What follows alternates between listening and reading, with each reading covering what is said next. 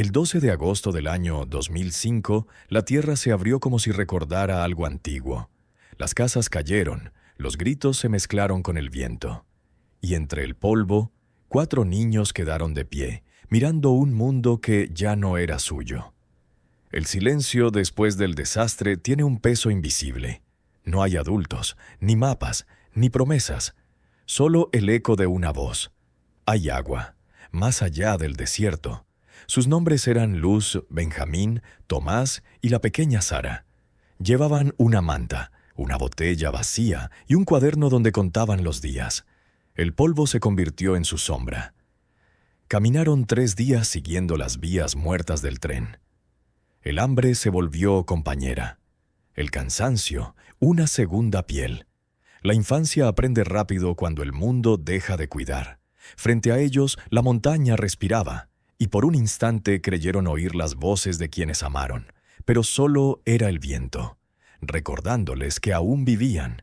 El cielo ardía, y entre los truenos, el miedo se volvió tangible. Huele a tierra mojada y a esperanza. Entre las sombras hallaron una carta, fechada en 1986. Si alguien encuentra esto, siga al norte. Allí la tierra aún respira. Era una voz del pasado guiando a los que aún creían. El sol se alzó como una herida abierta. Benjamín dijo que era una señal. Y por primera vez el silencio sonó como una promesa. El desierto no guarda memoria. Borra las huellas tan pronto como las recibe. Pero hay pasos que no caminan sobre arena, sino sobre fe. Cuando el cuerpo cede, el alma aprende su límite. Hay viajes que no se eligen, solo se obedecen. Entonces la niña cantó, una canción sin palabras, una oración que hizo temblar al aire. El desierto escuchó. El desierto sabe mentir con belleza. Les mostró agua y les robó la fuerza. La fe a veces se parece mucho a la locura. Los hallaron familias que también huían. Les dieron pan duro, palabras breves y una dirección. San Pedro, 2 días más al norte. Luz anotó una palabra, esperanza. Los días ya no se contaban. El tiempo era una línea que se deshacía. Solo quedaba avanzar. Esa noche Benjamín levantó una cruz. No por tristeza, sino por gratitud. Las estrellas parecían más cerca, como si alguien las hubiera bajado para acompañarlos. Había pasado 1 año exacto desde el día en que partieron. Luz escribió, «Hoy llegamos». Y el horizonte parecía responderle. La figura se movía entre el viento. No corría, no hablaba, solo los miraba. Y en esos ojos los niños reconocieron algo que habían olvidado. El descanso.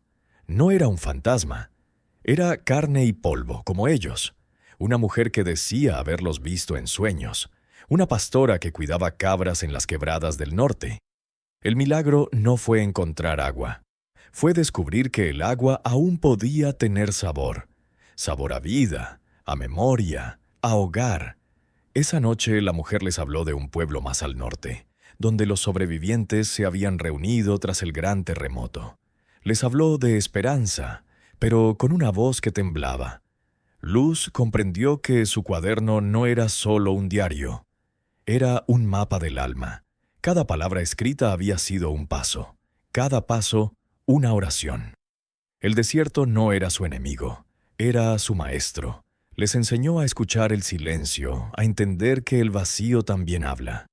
Habían aprendido a no temerle al sol. Ahora caminaban sin prisa, porque ya sabían que cada paso tenía un propósito. Habían encontrado lo que buscaban. No un pueblo perfecto, sino un lugar donde el dolor se compartía. Allí los niños dejaron de ser víctimas y se convirtieron en testigos. La fe no era una respuesta, era una forma de seguir respirando. El alma también necesita agua. Y ellos por fin la habían encontrado.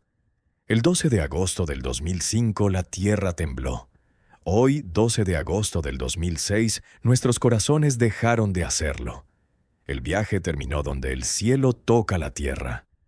Allí donde los que fueron niños aprendieron que no estaban solos, porque quien camina con fe nunca camina del todo perdido. El desierto aún guarda sus nombres. Quizás cuando el viento sople fuerte, se escuchen sus risas viajando entre las dunas. Los que caminaron bajo el sol nunca dejaron de andar. El tiempo siguió su curso como un río invisible bajo la arena. 15 años después, el desierto ya no es solo un lugar, es una memoria viva. Y quienes caminaron bajo el sol ahora enseñan a otros a no tenerle miedo a la sed.